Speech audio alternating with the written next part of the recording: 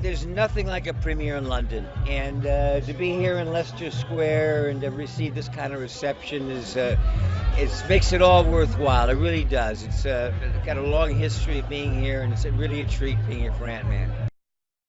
I'm so excited for my kids. They're not going to believe it. They've never haven't seen the movie. My son Dylan, now who's 14, was an integral part in encouraging me to want to do this picture.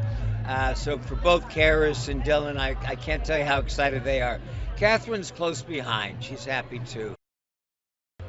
Well, it was, for me, this is my first of the superhero comic book characters, and so I'm not used to it. It's a little overwhelming. It's a huge production, but everybody was pretty well grounded.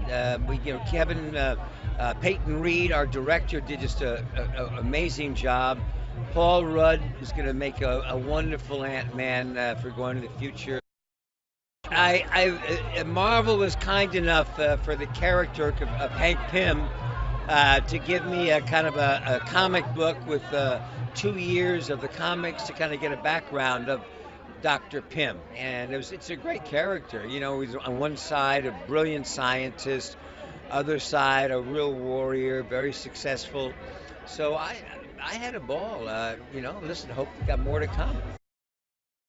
Well, I was the original Ant-Man. I developed the serum that could make you small. And he was a very benevolent person who wanted to repair the world, or certainly to make it better. And threatened by his nemesis, I then have to find somebody to replace me, and that's when I look for Paul Rudd as the new Ant-Man. So he's somebody all for good. Obviously got a good sense of humor, and hopefully will be safer and secure with Ant-Man on the loose. No, if I was going to give Paul advice, I resisted it within the first week. As you could see that he was a total sense of the character. He was also one of the co-writers of the screenplay and did a really lovely job. So he not only made everybody else feel comfortable, but he himself was very at ease in the role. I think you'll find it the funniest of any of the Marvel films. It's got a wonderful kind of family unit story in terms of fathers reconciling with their daughters.